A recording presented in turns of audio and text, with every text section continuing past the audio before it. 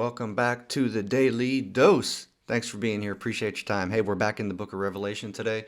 Getting ready to finish up our Bible reading plan here pretty soon. We just got a few more days left. So we're on day number 355 today, and this is the day that we look at Revelation 14, 15, and 16. We also have Psalm number 45 on our plate for today. So let's just jump in and see what we are working with. And we've got a lot to cover. I'm only going to cover a little bit of it. Essentially, we start off with the section that talks about the Lamb and the 144,000, right? We've seen that number earlier. It says, "Then I looked, and before me was the Lamb standing on Mount Zion, and with him 144,000 who had his name and his father's name written on their foreheads." Right? Why do you think it was written on their foreheads? And who do you think these 144,000 were? I'm going to let y'all look that up and answer it. The next section, we read about three angels.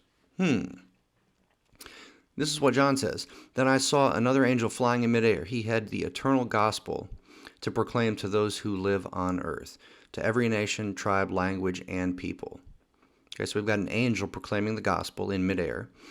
A second angel followed and said, "Fallen, fallen is Babylon the Great, which made all the nations drink the maddening wine of her adulteries." Okay, so you've got an angel proclaiming the gospel. You've got another angel basically proclaiming judgment. Then you've got a third angel who followed and said in a loud voice, "If anyone worships the beast and its image and receives its mark on their forehead or on their hand." Okay, so here we learn a little bit. We learn that apparently there is an image made of the beast. Again, presumably the Antichrist. There is an image made of the beast, and people are apparently going to be encouraged or maybe even forced to worship this image, okay? And it appears that in order to prove or to show that they have worshiped the image, they're going to get some sort of a sign or a mark on their forehead or on their hand. Okay, now what exactly does that mean? Don't know for sure. Some people suggest that you're not going to be able to buy or sell goods if you don't have a mark, right? And so people are going to get this mark so that they're able to buy groceries and spend money and do anything else. It's also thought, again, this is just pure speculation, maybe even a little bit of sci-fi, but some people think that this mark on the forehead or the hand, that it could be some sort of an embedded chip, or maybe some sort of like a barcode tattoo that you're able to interact with when you're going to purchase things from a marketplace or a store. Again, that's all just speculation. Just letting you know that some people have that belief. I don't know. I'm not sure. I don't have an opinion really one way or another on that one for sure. So then we read about those people that take the mark of the beast. It says, "They too will drink the wine of God's fury, which has been poured full strength into the cup of his wrath." All right, so what does that mean? Right? So these people who take the mark of the beast, is it possible for someone who is a Christian, a believer at this time, to take the mark of the beast? I don't think so. And I think that let me go a couple verses further and then I'll explain what I mean, right? So again, talking about how these people who take the mark of the beast are going to drink the wine of God's fury, right?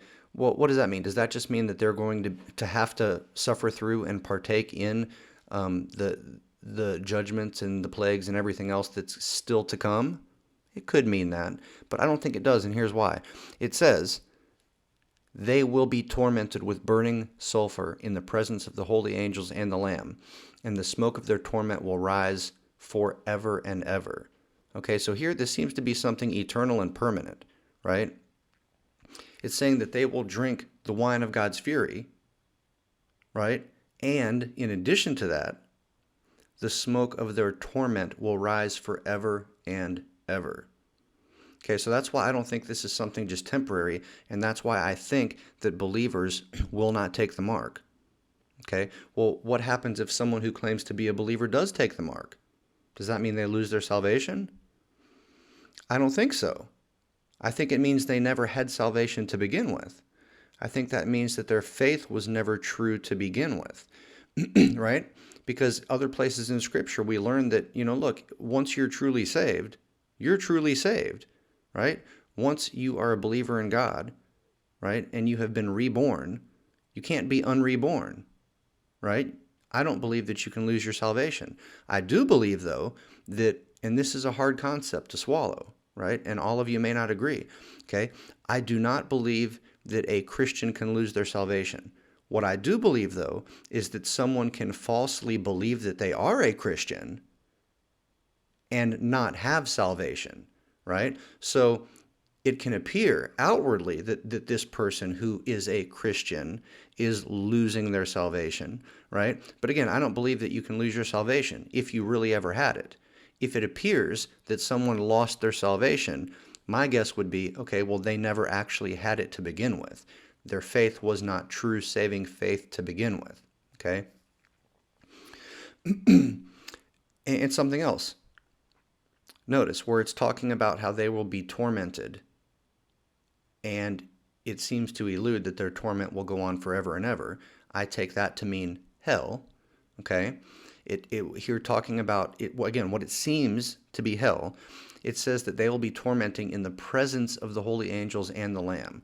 So what does that mean? Does that mean that these people that are, again, assuming that my assumption, my interpretation is right, which it may not be, but if it is, right, it seems to indicate here that the angels and Jesus in some way are going to be present somehow, partaking, engaging somehow in this sulfuric burning torment that's going on forever and ever in hell. Let that sink in for a minute, y'all. Okay, these people will be tormented with burning sulfur, and it's going to happen in the presence of the holy angels and the Lamb. And that burning sulfur term is often used to describe hell. And then we read that the smoke of their torment will rise forever and ever. Again, that speaks of eternity, which ties right back into the concept of hell as being a place of torment that goes on for eternity. So here it seems to be indicating that somehow the holy angels and the Lamb are going to be present somehow, on some level, with what's going on in hell. That's what it sounds like to me, at least. Am I way off base here, or does it kind of sound like that to y'all too? Let me know. I don't know. Then we go on to read about harvesting the earth and trampling the winepress. Okay? And this description gets pretty graphic. I don't know how this could be literal. I don't know how it could be, because I can't even fathom this. But it talks about an angel having this big sickle, like like when people go to reap the harvest, like a sickle, a scythe, if you will. It says the angel swung his sickle on the earth and gathered its grapes and threw them into the great winepress of God's wrath. They were trampled in the winepress outside the city, and blood flowed out of the press, rising as high as a horse's bridle. Okay, so do you all know how high a horse's bridle is?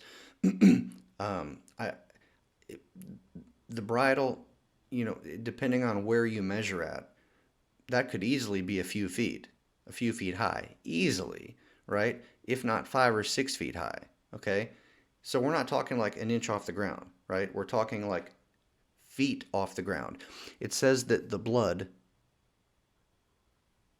flowed and that it was as high as the horse's bridle for a distance of 1,600 stadia, which is about 180 miles. So can you imagine a pool of blood that was like chest deep that went on for 180 miles?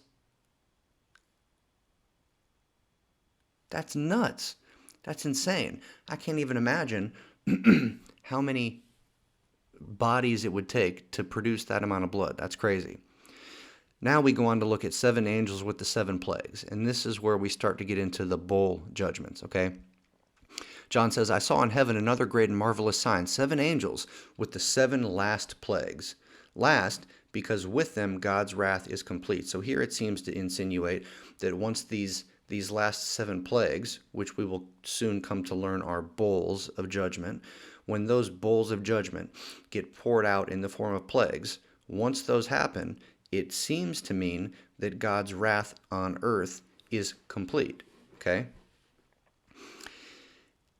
And then John says, after this, I looked and I saw in heaven the temple, that is the tabernacle of the covenant, and it was opened. Out of the temple came the 7 angels with the 7 plagues. They were dressed in clean, shining linen and wore golden sashes around their chests. Then one of the 4 living creatures said to the 7 angels, excuse me, I messed that one up.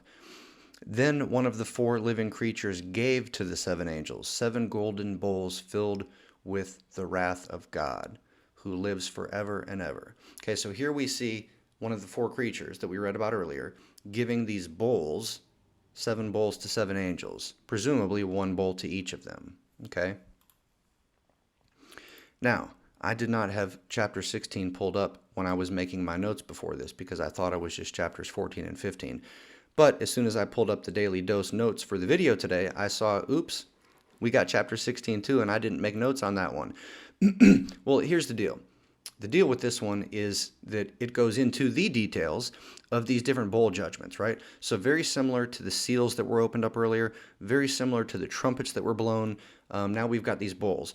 And when each angel pours out their bowl one at a time, we read about what happens on earth. Okay, so there's a number of very, very bizarre things that happen, very scary, very crazy things. And I'm not going to go into the details of all of those because you can read all of them. But pretty much in chapter 16, we read about all of those judgments, all of those bowls, from the first to the last. Okay, so you can go read all that, get all the details about what happens and some of this crazy stuff. So that being said, that's all the time that we got for today, friends. Thank you for being here. I really appreciate y'all joining me. Hey, till we meet again. Deuces.